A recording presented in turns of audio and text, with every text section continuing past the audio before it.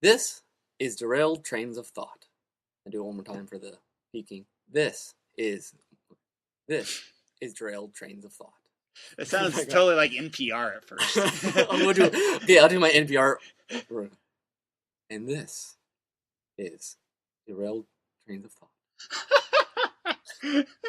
You might have to put that at the beginning or the end. Yeah, totally.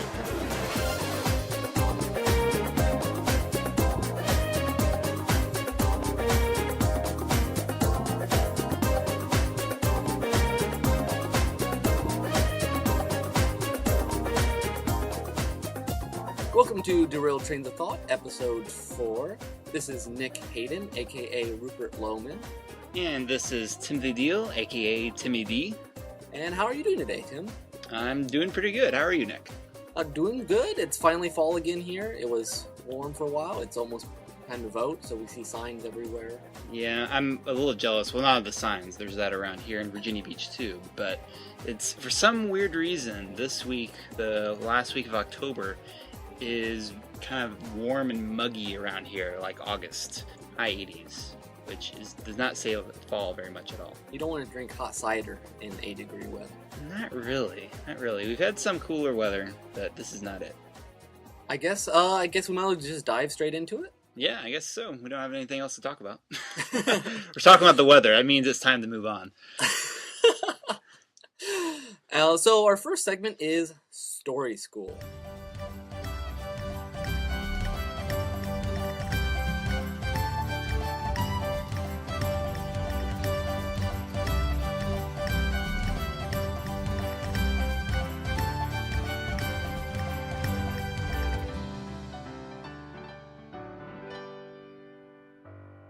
Story School is a section where we talk about some aspect of writing or filmmaking or just general storytelling that we think would be interesting to discuss and hammer out. So today for Story School, I came up with an idea, which I want to kind of give a background to because I haven't really thought this all the way through yet, Tim. You've heard a little bit of it. When you first described it, it made sense. But it's been a while since we last talked about it. So well, I'll go ahead and describe it for our audience like I described it for you. My idea was the moral universe. And I had this idea, I was watching Hamlet, the Royal Shakespeare production, done with Patrick Stewart and David Tennant, which is a very good production of Hamlet. And I hadn't watched Hamlet for quite a while. We studied it for like a month and a half in high school, and so it kind of became my favorite Shakespeare because I knew it better than any other Shakespeare. And footnote, I would definitely love to see it, just to see the interaction between Patrick Stewart and David Tennant.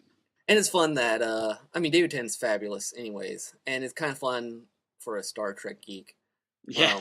That there's numerous references, quotes that they use in Star Trek, because they're always stealing Shakespeare in it. And, and there's Picard, like the undiscovered country.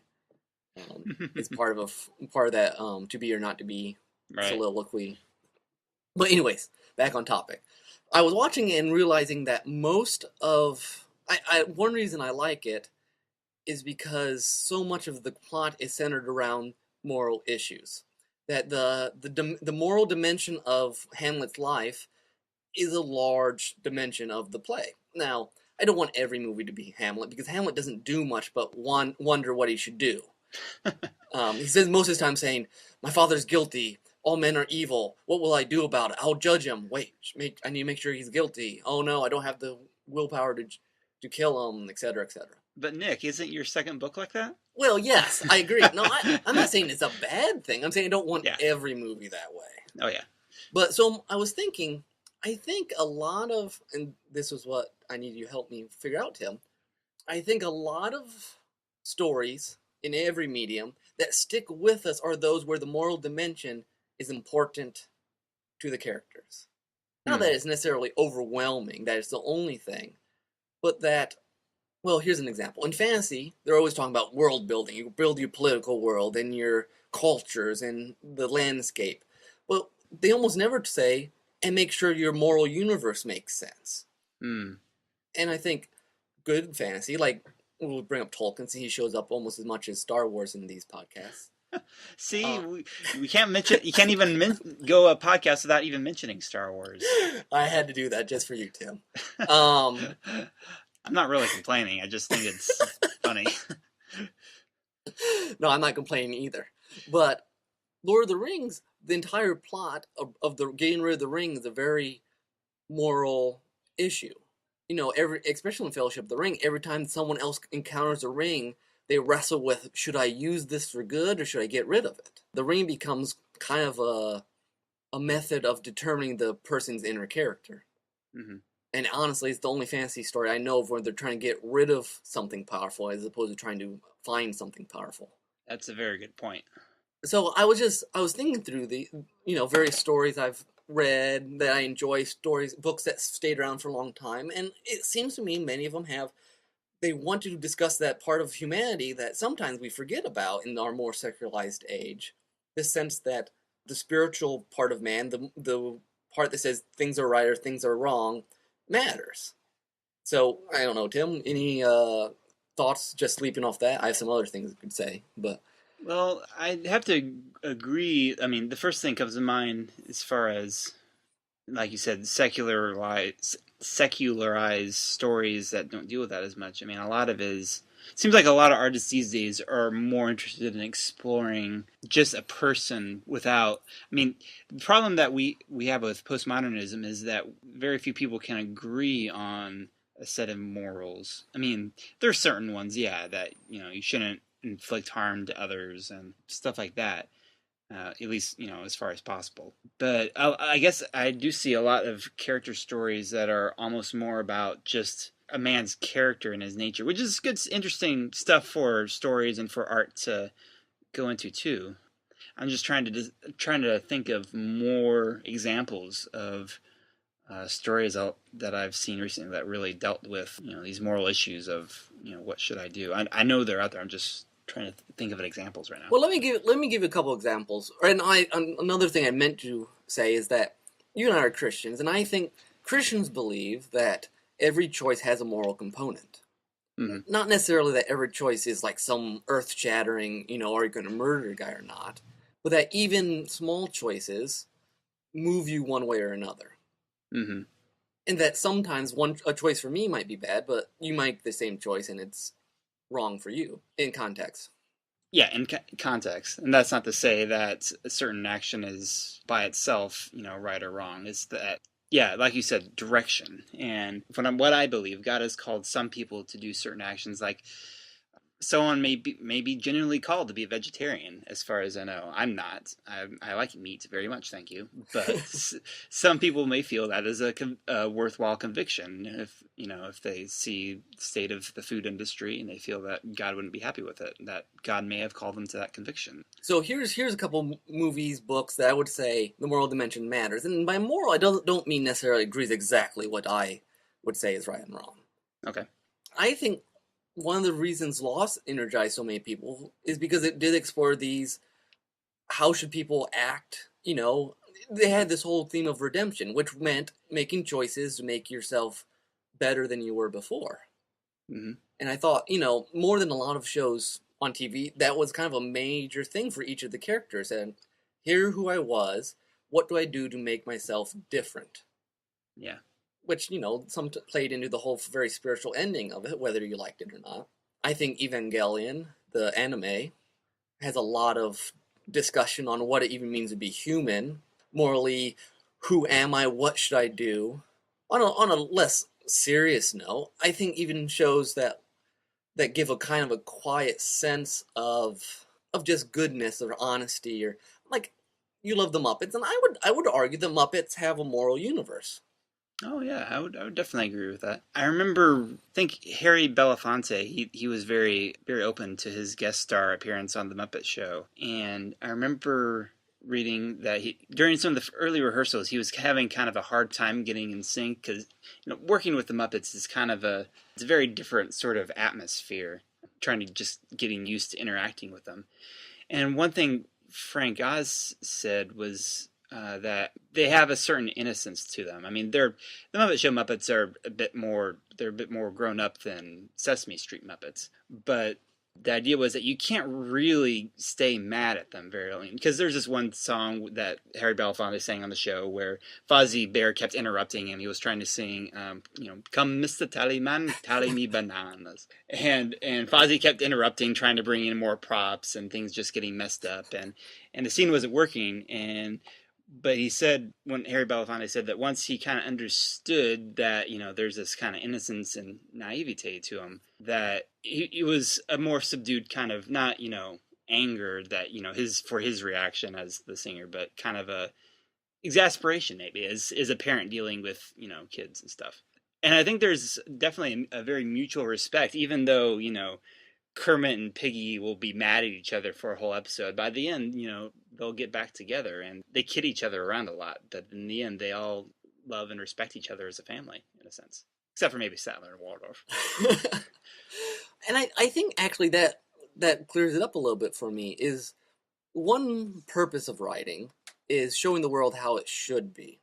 Yeah. And I think we've talked about this a little bit before. And I think there's a certain collection of shows and books where the moral universe is not talked about like in Hamlet. It's just how things are. Yeah. It's an assumed background.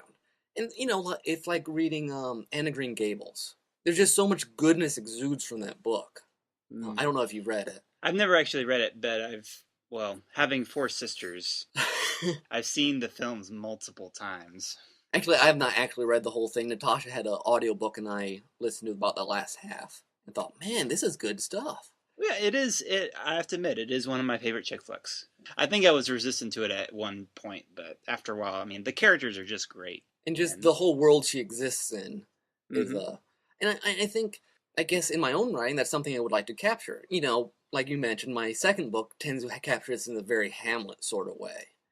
In a very overt, let's discuss the morality of things. But I think there's as much or more room for the presupposing those big capital lettered words like honesty and truth and goodness and justice and stuff. And I think the moral universe that you capture in your story, as you're describing it, reflects a lot on the author's own worldviews and perspectives. The fact that, we'll go back to the Muppets example just real quick, that, that it's about this joy and creativity and mutual respect and love for each other, I think says a lot about Jim Henson's vision and about how he saw the world. He felt that the world was overall a pretty good place to live in.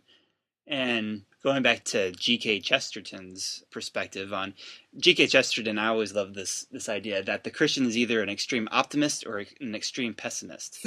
He's extremely pessimistic because he knows that the world is hopelessly cursed, but he's also an extreme optimist in that he finds it absolutely amazing that there's so much good and grace and truth and beauty that God has managed to include in the world, despite its bad state. So, and I tend to be more in tune with my optimistic side anyway. I think that's the best way that Christian storytellers can be an ambassador of our beliefs by creating a world, and it may not be a fantasy world, and just be the world of the story, that emulates and captures what you believe as a Christian. I remember talking to some writers back when I was at Taylor University, Fort Wayne, saying that all writers should take Bible classes because you don't purposely put in a lot of what you say in your book. It just exudes from what you understand the world to be, like you were saying. And I think if you deal with your personal beliefs consistently, your stories will just exude this sense of whatever it is that you think is important in the world. I do think, I was thinking this when I was considering the idea of moral universe. I don't think moral universe necessarily includes everything that's about right or wrong. Most books, movies have some sort of right or wrong in it. But if they purposely put out a moral of some sort, like, at the end they chide the person about, oh, you shouldn't have done this, then it becomes almost more of a plot device and not something and not something that's naturally flowing from the world itself. That sometimes writers or producers, whoever, impose right and wrong on a story for the sake of conflict or resolution and not because it's a holistic part of the work. Yeah, and that can be a very tricky area in that it drives me nuts. Some very artistic or independent movies or culture that they're so vague about what they're trying to say that you can't decipher it. But on the other hand, anytime a character outright says, I don't know about any time, but a lot of times when a character outright says what's supposed to be learned from this story, or what character is having a trouble dealing with key issue, it can easily feel like insert message here kind of mentality. I think, well, this is on the other hand more of the too vague. There's some shows that I watch, and I don't read enough modern novels to get this. Though I hear most modern novels, if they're literary, can be ambiguous. But sometimes they create moral dilemmas or conflicts simply for conflict's sake. Yeah. I enjoyed the new Battlestar Galactica series when it was on, but two things annoyed me about it. One is that sometimes I felt like they just purposely threw people into these situations just to get them as emotionally distraught as humanly possible for the drama of it. And sometimes I couldn't peg down, because a lot of more modern shows do this. They want to show every side of the issue, which, I think there's a place for that. But then sometimes you wish it would come down somewhere on, but what do you think is good? But they just I'm going to throw all this and everyone's going to suffer, and who knows who's right? No one might be right. Yeah. Which, personally, I don't much enjoy generally. And honestly, I feel the same way about a lot of graphic novels or superhero stories I read. I mean, I don't read a lot, granted, and there's a lot of good ones too. But occasionally I come across something, and this is especially prevalent in the Batman universe, I think, where, like you said, they're just throwing all these awful situations at a person, and I feel like, well, where is this going? You're just doing this because it's dramatic or tragic, and there's nothing for me to gain out of this. It's just a bad situation. I sometimes think some creators think a froth of emotion or a turmoil emotion equals good storytelling. Mm-hmm.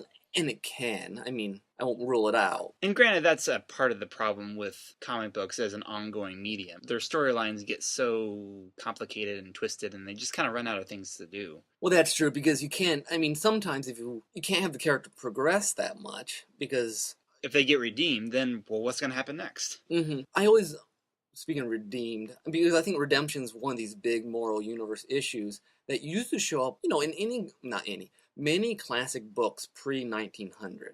You have this sense of redemption and striving for, it wasn't just good and evil, as in the evil guy kills people and the good guy doesn't, but this striving to be a better person. I mean, anything by Dickens or Dostoevsky or Victor Hugo or Hawthorne or Melville has very heavy overtones of a moral universe, I think. And I think much of that died off come 1900-ish. Now, I can't prove this. Sure. Yeah, I can think of some examples of that. I'm thinking of Count of Monte Cristo, which is, basically a revenge story about a guy getting revenge for being unjustly locked away and stolen from his love. Throughout most of it is about him intricately weaving this plot in order to get revenge. But in the end, as he's going through with it suddenly becomes, wait a minute, what have I become? Because I'm actually involving these other people's lives, these very innocent people's lives that are, loosely connected to my enemies. But I'm going to ruin it in pursuit of my revenge. And it becomes a quite different tale, even though in the end, justice gets paid to those who had wronged him.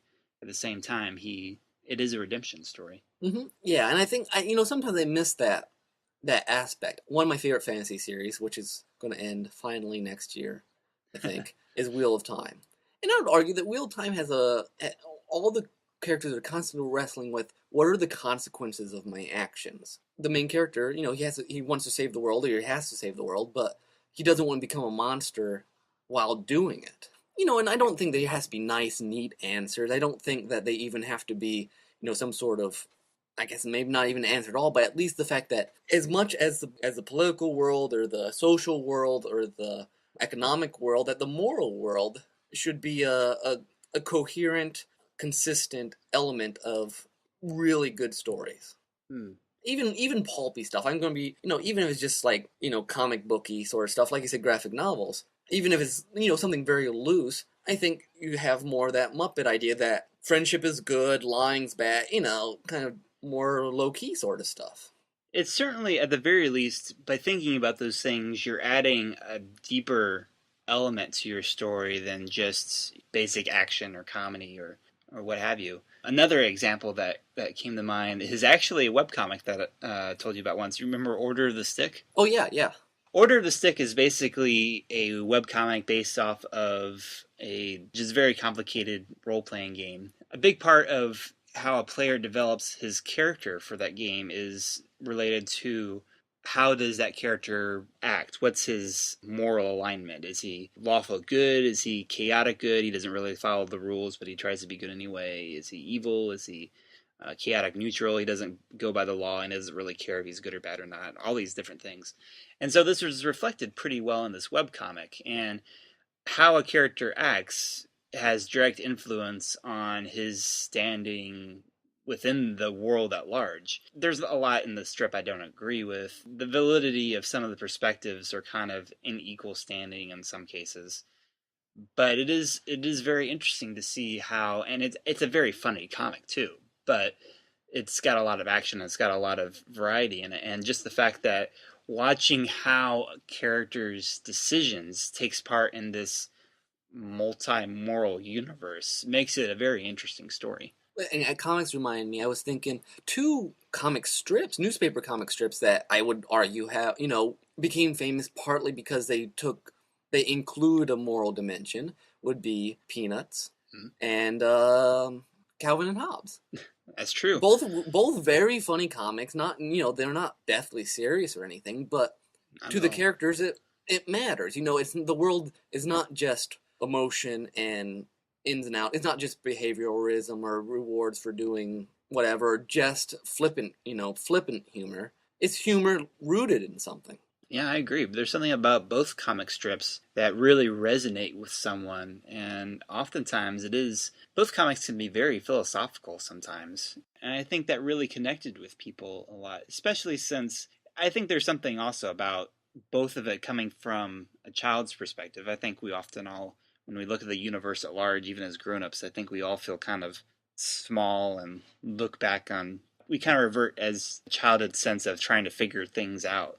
And I think that's a great way that both Peanuts and Calvin and Hobbes really explored the moral universe.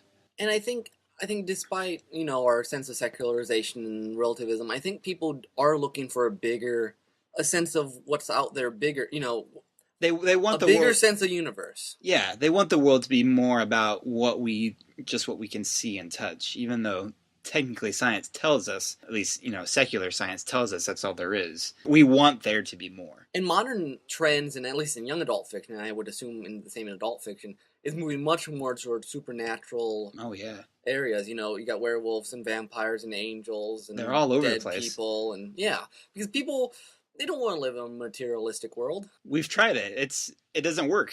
Or at least it's not interesting enough. Now we just gotta see if we can find some morals that people identify with. That they feel like, okay, this makes emotional sense to me. Mm-hmm. That's the last thing I want to add before we wrap this up. I think this one of the best things you can do if you believe in your worldview, and is people don't want to be argued to logically in a story. Yeah. They don't want to feel like they're being taught. Mm-hmm. But if you make them emotionally feel like the heroes are good and the bad guys are bad emotionally, they'll connect to the decisions of the good guy emotionally.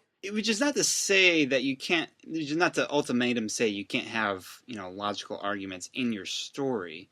Like, quick example that came to mind was Uncle Diggory in The Lion, the Witch, and the Wardrobe, who goes into that whole tirade when Susan and Peter are trying to decide whether to believe Lucy or not. And he goes into this whole tirade about logic. Why don't they teach logic in the schools? And, and starts to logically, show them why it was very possible that Lucy had entered into another world. I think things like that can give your readers pause, or your viewers, or whatever. Again, you don't want to go heavily into that, but just to say that there's some serious thought behind what we're saying here, and it's not just emotion, even though, like you said, storytelling is a very emotionally driven medium. Well, and I completely agree with you. I'm a big proponent of logic. Well, you are a part mathematician. Yeah. So now I think filmmaking is much more emotional than writing than books. I think books can get away with logical arguments. Very true. At a larger extent than you can in the movie. I guess also logically, you want the more universe to make logical sense. If one thing's bad and one thing's good, and the reader reads that, they might just be like, "That doesn't make any sense." Mm-hmm.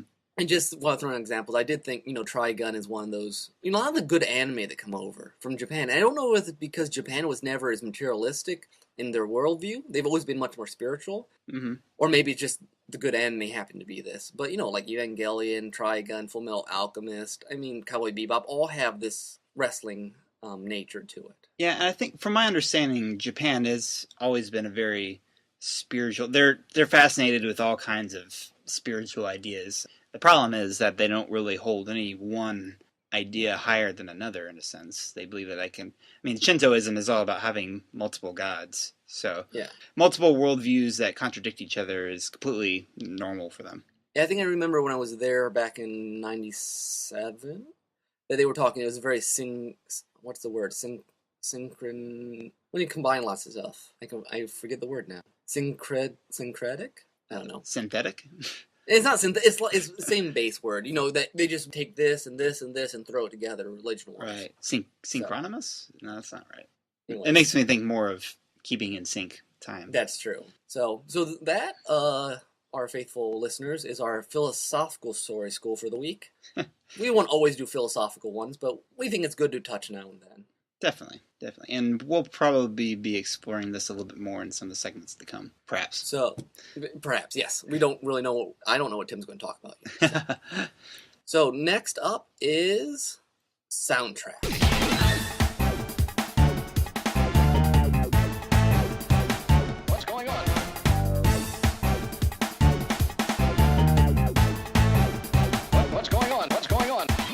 I guess I will set up soundtrack today because I have to admit, I stole the soundtrack choice from Nick, basically. Nick was trying to figure out something that related to moral universe and stuff in some songs, and he came up with this one, and I'm like, oh, yes, I love this song. And it's true, I really love this song a lot, so I kind of stole it from him, sorry. There's multiple reasons I love this track. For one, it's from Final Fantasy IX, which is one of my favorite games, one of my favorite soundtracks by the legendary Nobuo Uematsu, who is like the John Williams of video games. And the title of the track is called The Rose General. Wait, or is it Roses of May? Roses of May is the original track from the game. But this remix is called The Rose General, remixed by an artist named Kate the Great 19. That's her screen name anyway. And there's lyrics to this, which is different from our other soundtracks, typically. And it tells the story of a character from the game called Beatrix. She is a female general that has to wrestle with trying to uphold her vow of fealty to her queen, although the queen has basically gone mad and is waging war against the other nations as she tries to seek power, even though the other nations haven't really done anything to her nation at all. So Beatrice has to come to terms with whether she must fulfill her vow and service to the queen or go against what she feels is right. Very interesting dilemma in the game and in the song, which I think is beautifully captured in very kind of Celtic woman spirit. So this is The Rose General.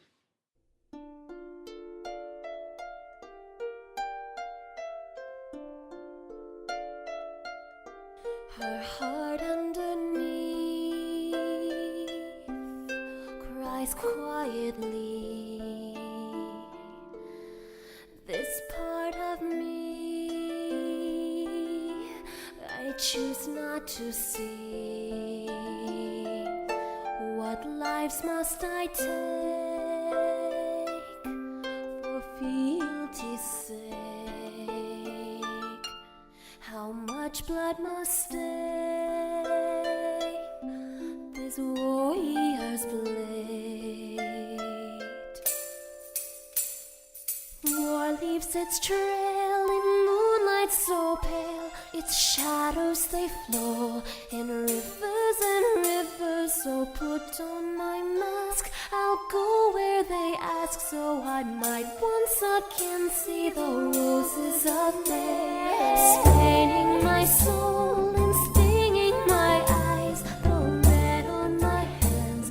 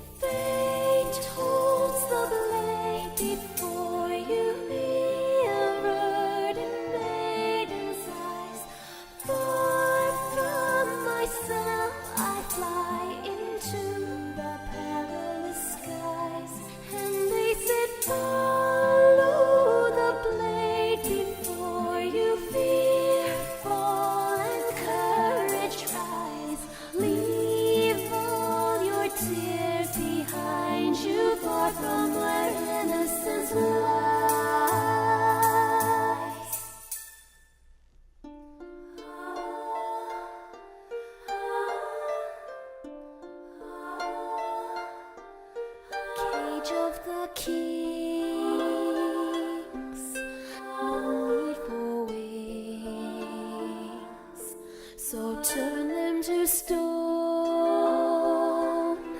from roses to bone. When you look at me, what do you see? This costume I weave, disfiguring me. Your leaves its trail in moonlight so pale, its shadows they flow in rivers and rivers. So put on my mask, I'll go where they ask, so I might once again see the roses of May, staining my soul and stinging my eyes, the red on my hands. Oh, wash away, nowhere to run from what I have done. I'm no longer a rose of May. Storm clouds are creeping closer, danger is drawing near. Why am I not protecting all that I once held dear? And you said break free from all that holds you, king's hand and maiden's tear. Run now into my arms, together we'll conquer our fears.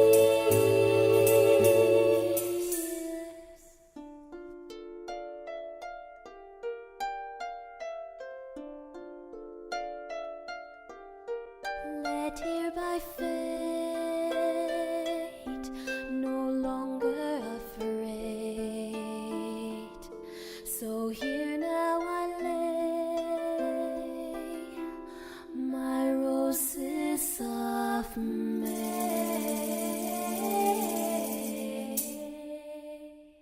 It is a fabulous song. Yeah, and if you enjoy that, Kate the Great 19, which I have to say, I think she must have gotten her name from Nate the Great, which makes her all that much awesome, because I love the Nate the Great books growing up. But she's got some other really nice medieval kind of world-sounding songs, so if you enjoyed that, you may want to look her up. So let's see. Next is a project update.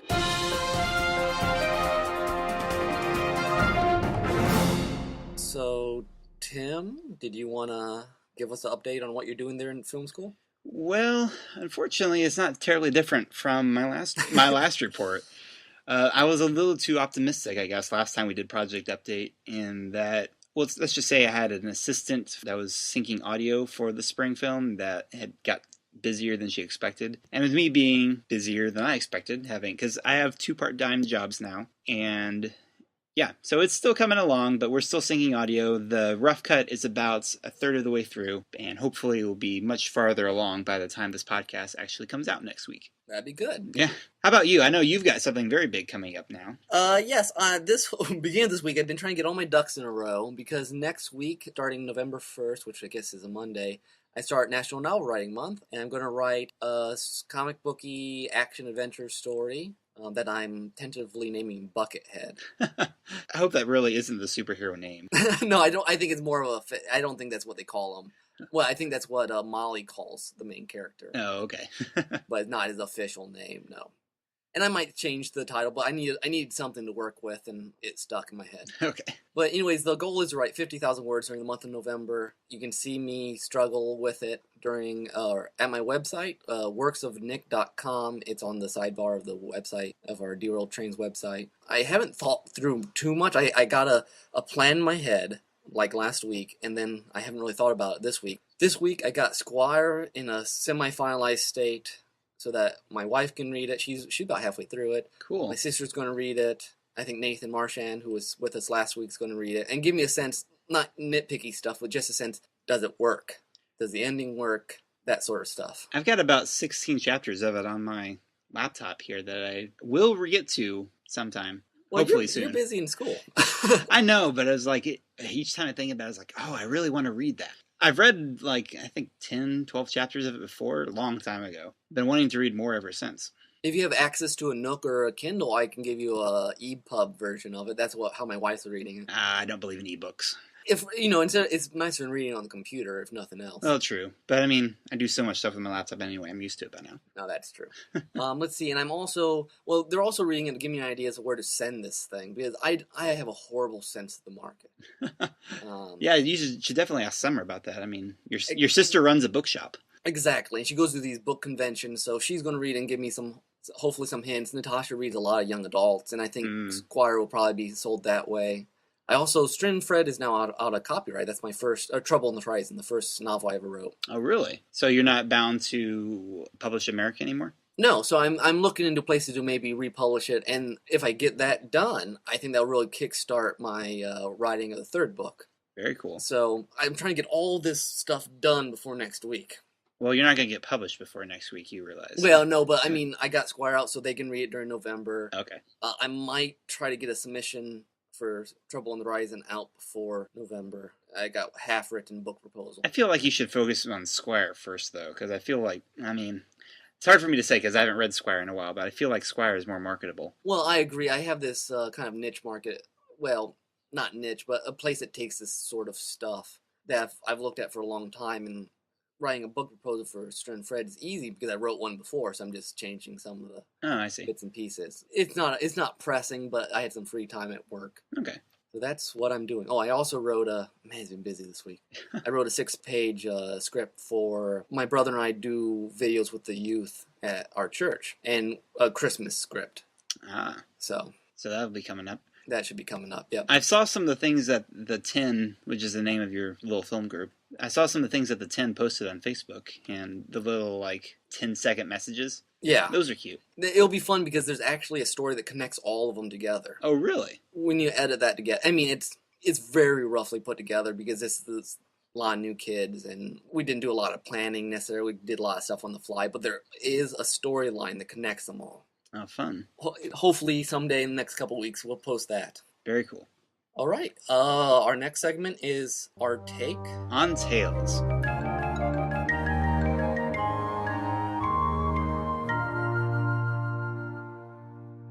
Well, Tim, since you were I think watching something right before we decided to record, why don't you start? Okay, sure. Yeah, I've been watching a new ABC series called No Ordinary Family. And I said something about this on Facebook, and I thought I might like to go in a little more into it. They've only released 5 episodes so far, so I mean, it's hard for me to say any hard and fast proclamations about it. But I've actually really been enjoying it so far. If you hear the sound of it, it sounds kind of like a mix between The Incredibles and Heroes. And that's not far off, but they do that kind of mix very well. It's about a family that together they survive a plane crash and they each acquire superpowers. The dad is really buff and strong and he's able to jump long distances. He's basically the Hulk except without the rage factor. And the mom is got super speed, so she's pretty much the Flash. The teenage daughter, she can read minds, and the teenage son got super genius or something. Doesn't sound like a superpower much, but if you think about how much trouble Lex Luthor tended to give the Justice League, it can be pretty good. But it's been interesting because it's like Heroes in the sense that these people are trying to figure out how to use their new powers and whether they want to, how much they want to be normal and how much they want to actually take advantage of them. The dad, who's been a police sketcher for a long time, he actually goes into a very amateurish crime fighting with the help of a DA friend of his, which is amusing because he's always kind of just skirting vigilantism, and he's obviously not very good at it so far. But it's interesting to see this idea carried out with one set of people at one place over a period of several weeks, essentially. Unlike The Incredibles, where some of them had powers before they became a family, and so they were comfortable with it. None of these people are comfortable with it, and yet they're a family. We've been watching, Natasha and I have not seen the newest episode. We usually watch it on Sunday after it airs. I tend to watch it online just because it's easier for me to fit around my schedule, and honestly, the picture quality is better on my laptop than a TV. Strange that we've come to that place where it's easier, it looks better streaming internet than does actually watching it on your old SD TV. But nice. That's where we're at. We've enjoyed it, but I guess both of us have been sort of feeling like parts of it don't click quite right. I don't know if you feel the same way. I'm kind of on the fence some days. I mean, For the most part, there's a lot about it that I enjoy. I enjoy seeing the characters feel pretty real to me. Mm-hmm. The mom is kind of an issue, I think, in that she's a scientist that is exploring how they got these powers. She's studying it. But she's she acts very prohibitive of how the rest of her family uses them. And I think it's after much convincing, she was somewhat okay with her husband doing this crime fighting thing. But I guess I can see how, she'd be very protective that way. But at the same time, she doesn't seem to have any kind of hesitation about using her own powers. It seems a little hypocritical to me.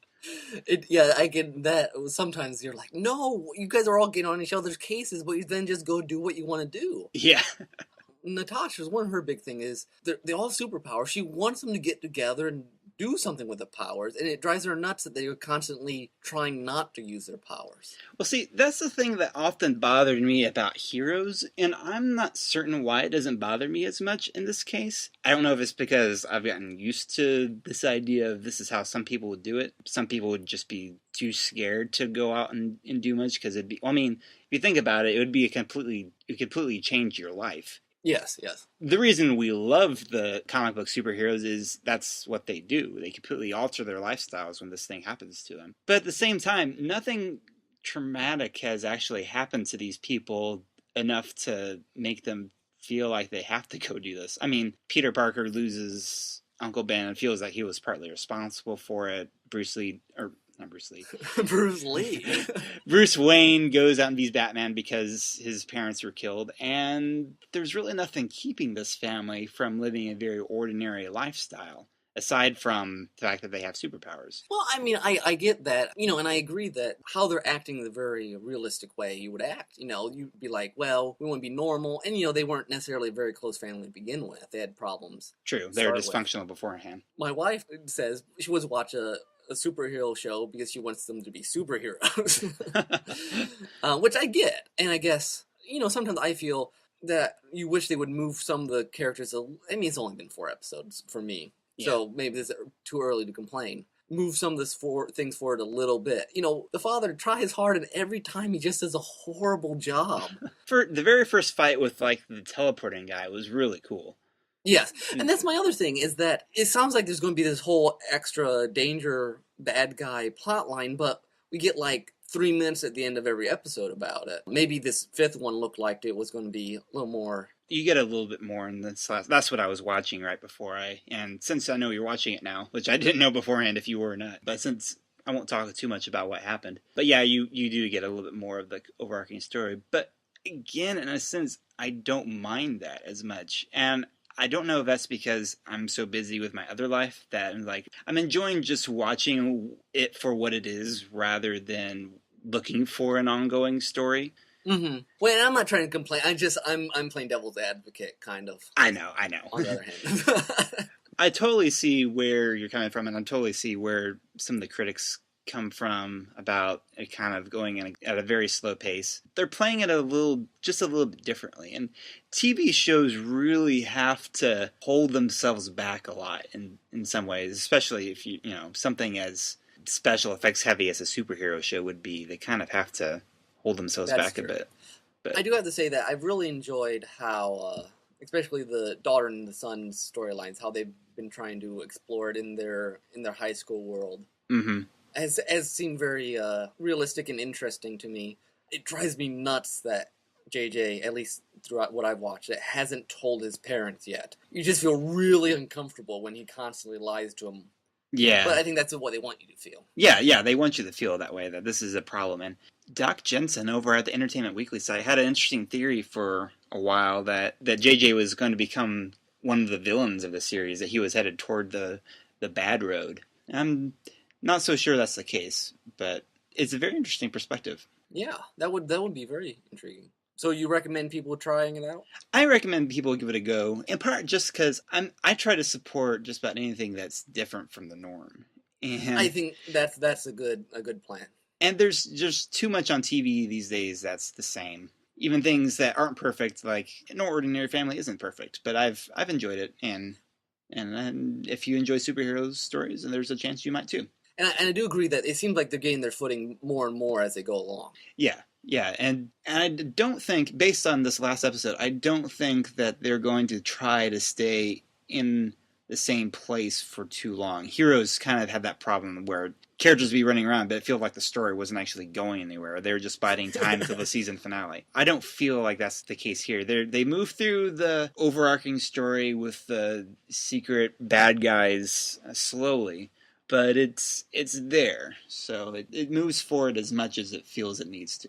Mm-hmm. You said you had something you watched just last night that you were interested in talking about. Yeah, I had an hour where it was just me here. Phil was asleep and Tasha was gone. I'm like, I have an hour. I've been wanting to watch an episode of X-Files that I remember loving when I first watched it. It was one of my favorite episodes of X-Files. It's from season 6. It's called Triangle. I was a big X-Files fan. I didn't watch the last 2 seasons when we went to college, but X-Files was some really good TV and some absurdly creative episodes. Uh-huh. I tend to gravitate towards shows that keep trying to push the limits of what they do, which I guess is why I like Lost, why I like X-Files, other shows. But this episode takes place in Bermuda Triangle. Mulder, there's this, I think it's the Queen Anne. It's a luxury liner that disappeared in 1939, and then it reappeared, so he tried to go to it. And he ends up in 1939 with Nazis boarding this British ship. Wow. What's so fascinating about it is, and I guess I didn't realize it to such an extent until I rewatched it now, is that you got your teaser at the beginning, which is the first 5 minutes, and you got your tag at the end, which is the conclusion. But you got 4 acts, and each act is basically one long shot. Oh. Well, I'll rephrase that. It's the imitation of one long shot. Uh-huh. I remember reading back then, I didn't understand at the time, that Chris Carter, who created the X-Files and wrote and directed this episode, said he was highly inspired by the movie Rope by Alfred Hitchcock. Uh-huh. If you've seen that movie, I know you have, Tim. Yeah, I really like that movie. It's a great movie, if you haven't seen it. The technical idea behind it was to try to make a movie that was one take. That was the camera never cut. Now, there are cuts in it because the cameras back then could only hold 12 minutes of film or something like that. I think there's like that. I think there's 4 cuts in the entire movie of Rope. 4 cuts. And a lot of them are hidden by you're passing some guy's back and it darkens and they cut it there. Yeah. And some of the same tricks end up in this X-Files episode. Which some people may say that it makes Rope feel like it's 2-staged, but I don't know. I was fascinated by the story, which is based on a play. That's another case of a story that definitely involving morality a lot. It's a very intriguing story. Yeah, it's a lot about guilt. Yeah. And I personally thought, slight sidetrack, that Rope, it's about these guys who try to commit the perfect murder and hold a dinner party with the body of their dead friend in the chest where they're serving the food. And so I think the camera never breaking and much of the dialogue kind of just chit-chat sort of stuff. But I think what works is that it's like they're talking on one level, and the entire plot of guilt is on the bottom level. And by never breaking, you got this. It's like you're right there at the party, and it's just you grow more and more uneasy as you watch. Yeah, and Jimmy Stewart's character slowly figures it out, and it's just fun to watch the pieces kind of click together in his brain. And so it's certainly a movie worth watching. But the X-Files does the same thing. So you have this whole section and. Just beautiful scenes on this. By beautiful, I don't mean gorgeous, but just how it's, they're on this luxury liner, this long, through the hallways and to the old radio and the Nazis walking around. And then they go into the ballroom and so, and one of the Nazis kills someone and they die, It's totally okay to call something like that beautiful in the cinematic terms. Yes. That's what I meant, in the cinematic. Yeah, we talk about that in one of my lighting classes, that it's just beautiful in the sense of the way the light hits it and the way the arrangement of things, and yeah. It's aesthetically pleasing. Exactly. But there's just a lot of moving pieces. It's a very different, you don't see this sort of thing on TV. It's like movie-style TV. And X-Files always had this really high production quality. Yeah. You never felt like you were on a studio. You always felt like they were in the middle of some podunk town at the worst inn you'd ever seen. Uh-huh. But I don't know, it's a fascinating style. And when I watched it back in 98, I think, originally, my favorite part was at the end. There's ballroom fight, and the swing music starts going. Then they do the split screen between the 1939 and the 1990, I think 8, where Scully's in the time when the ship's all old, and Mulder's in the time where the ship's all new, and they're crossing each other's paths through the split screen, and it's just awesome. It's just really cool. I mean, like just very creative stuff. It's on Netflix if you want to watch it. It's called Triangle, Season 6 of X-Files. Watching it the second time, I didn't have the same overwhelming reaction to it because it wasn't brand new, but I still was like, man, this is a really good episode. I should mention there is also a large component of Wizard of Oz in this episode. Really? Because when he's in 1939, all the normal characters he sees in his normal time show up as Nazis, or no, Scully is this like singer she's in the ballroom as some lady. And the cigarette smoking man is like the head of the Nazis, and his superior in the FBI is this other Nazi, and in the tag when it ends, he's like, and you were there, and you were there. I mean, in very tongue-in-cheek sort of way. Right. So it's really clever also to see kind of the parallels between Scully's plotline, which is in modern day and with all these same characters, and Mulder's plotline, which is in Nazi times and with all the same characters. So it's a really clever, well done, kind of artsy hour TV. No, that sounds really fun. It was really fun. And it's a good one to watch if you haven't seen much X-Files. I mean, you don't need a lot of background, per se. Sure. So, good one to just kind of jump in the middle of the season and you felt like watching. Yeah, exactly. Sounds kind of Doctor Who-esque in a sense, too. It was, it kind of was. Actually, now that you say that. I mean, the artistic style of X-Files is so much starker that I never even considered Doctor Who. But, yeah, that's true. But you're right. Maybe more Torchwood, then. That's probably true, from what I've seen at Torchwood. Now, did you see the events this last week? I have not watched the event because I've been so busy doing other things. Okay, there's actually a pretty cool long shot toward the end of that episode, too, that be on the lookout for. I didn't realize what was going on at first. I mean, I was watching characters, doing what they were doing. But as it went on, I was like, oh, wow, this isn't cutting. This is really cool that they stage this way. So you'll enjoy that, I think. And just for our viewers, if you like long shots, the longest Steadicam shot I ever saw was Ong Bak. It's a martial arts movie. Oh, yes, yeah. It's like this 10-minute fight scene up staircases and through rooms, all one Steadicam shot. Yeah. And the movie itself is not very good. Well, I mean, the movie... I mean, for a fighting movie, it's a blast for the fight scenes. Oh, yeah. It's got really nice... I mean, I don't remember... The story was pretty ridiculous. But they had some of the most memorable fight scenes that I'd seen in a while.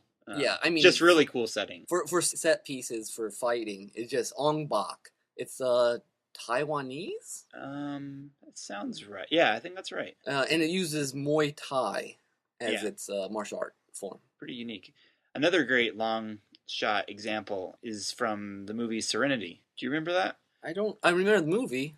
It's actually the opening scene is, and you may not have been aware of it because it feels like it cuts several times within it. But if you sit and watch it, it's actually one long take with the captain starting in the helm, and then they're about to crash, and then going through. They actually walk through like the entirety of the ship, which is all one set basically. And as he's talking to different crew members and about what's going on, and basically updating the audience who never watched Firefly about who these people are and what's going on and that kind of stuff. Oh, nice. Yeah, I don't remember. I very vaguely remember that. Our professor actually brought that up in class. I'm like, man, I need to go watch Serenity again. Nice. It's been a long time. And finally, for our penultimate section, Crackpot's Corner. Crackpot's Corner, where we discuss ideas that are just ridiculous, but we like to talk about anyways. Shall I start? Yeah, go for it. I think it's your turn. Okay, I didn't have much this week, so I decided to fall back on the one I thought of when we first introduced the idea of Crackpot's Corner. When I was brainstorming, I didn't say it on the podcast. I remember back in high school, I was coming up with TV shows constantly in my head in high school. Yes. And I remember trying to plan out I think it would have been animated version of Final Fantasy VI, because that was big at the time, I guess. And the only reason I bring this up is because I remember trying to plan out the first episode and how you would write it and how you would switch events around to make it more dramatically important. And I remember thinking I would want to call the first episode The Woman and the Beast. Ooh. Wait, The Woman in the Beast? And the Beast. The Woman and the Beast. So not Beauty and the Beast, but Woman and the Beast. Very much referring to Revelations. Oh, okay. Where you have that whole section of the beast and the woman, and it's very apocalyptic. And I just felt like tying biblical image to, the world basically ends in Final Fantasy VI halfway through. Mm-hmm. And then you have this very Antichrist character in Kefka if you really want to push it to that limit. Uh-huh. I don't know, that was just, I used to plan out Final Fantasy VI episodes. You had great characters, but the trick would have been to fill in those characters' dialogues with each other during all their traveling. Yeah, and all the random, you have to include the random encounters in some creative way.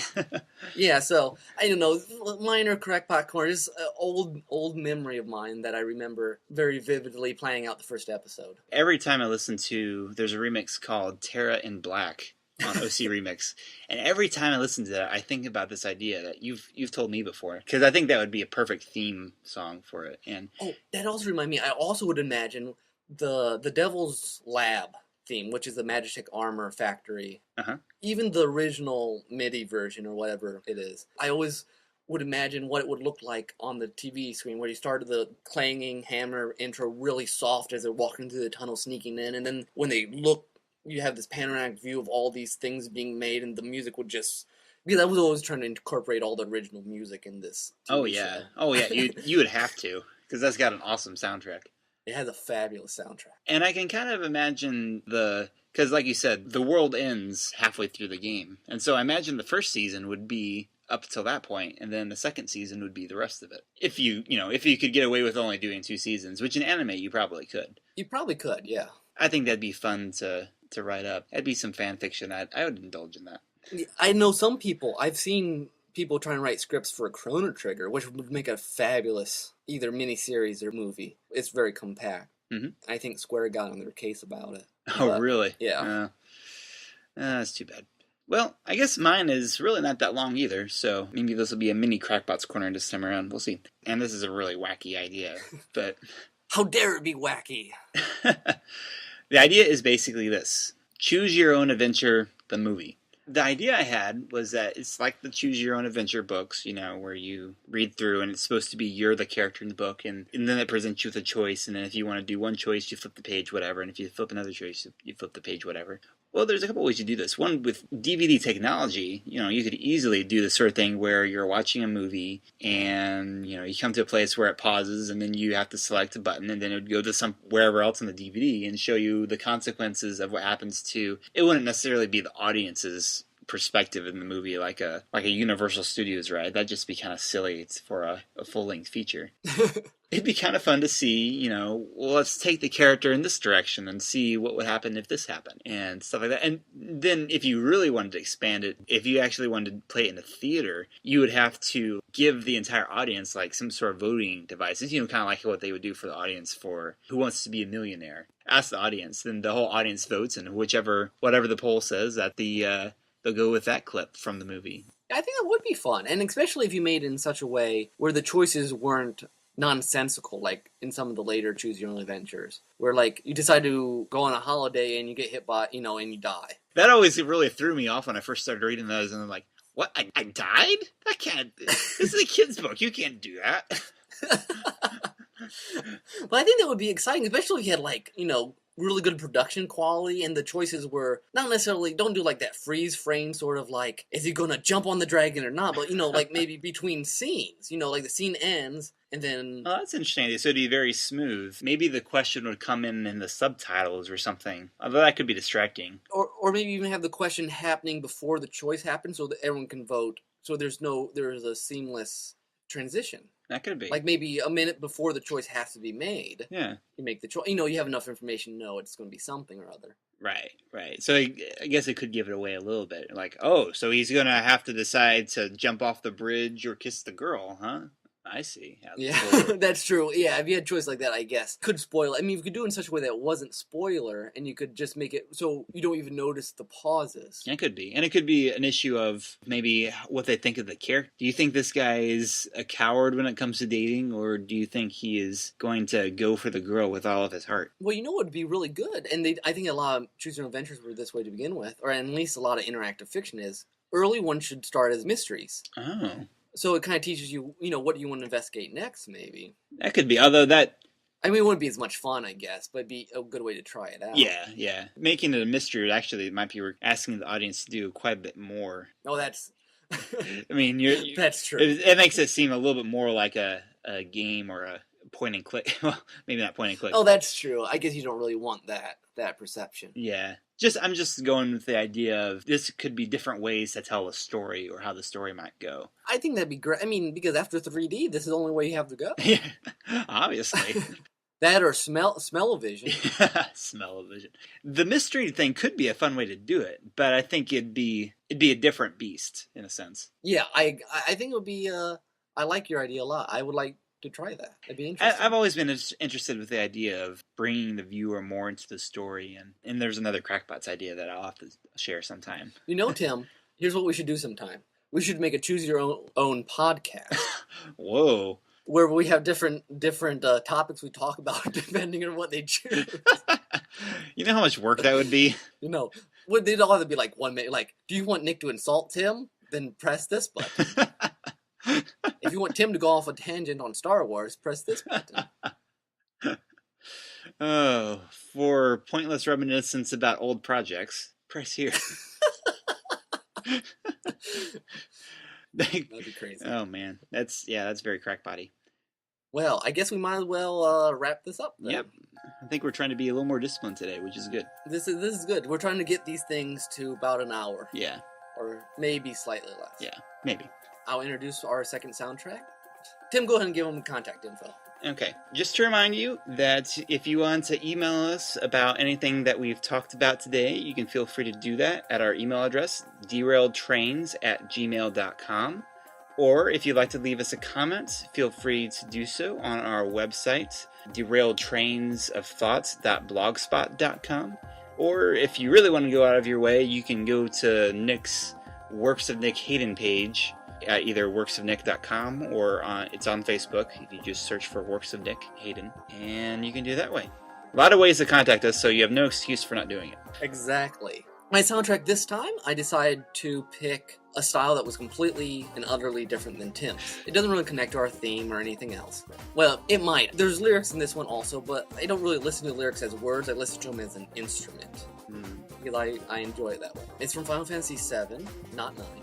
We've got kind of a Final Fantasy theme this week. Yeah, I thought it'd be good to contrast, to pick two Final Fantasies on different ends of the spectrum. Yeah. This is by Jovette Rivera, who used to go by DJ Chrono. It's Sid's theme from Final Fantasy VII, and I want to read just his little blurb about what he was going for, which I think will explain some of the kind of schizophrenic nature of this piece. He said, "I wanted to combine the intensity of heavy metal and techno with the energy of hip-hop and breakbeats, with the dramatic and anthemic feelings of classical and opera." Which is like putting every style of music known to man together. So I really enjoy this song. I like the energy. It's called The Crossroads. It's remixed by Jovette Rivera, and I hope you enjoy it. So this has been fun, Tim. I think that we've had quite a variety of conversations again. I think so. All right. Well, this is Nick signing out. And this is Tim. Adios. Bye-bye.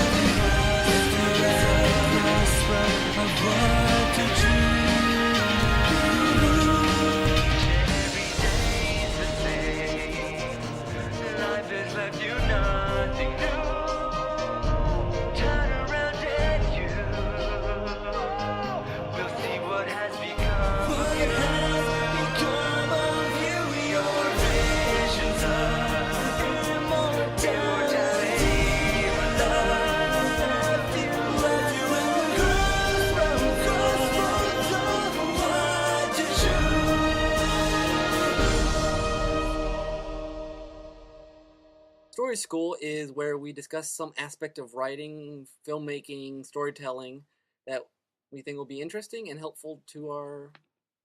I don't know, I completely butchered that. Okay. Try it again. Yeah, I'm going again. Sorry. You can... So this is the outtakes. Okay. We're loopy tonight. I am loopy tonight. Okay. I didn't think I would be.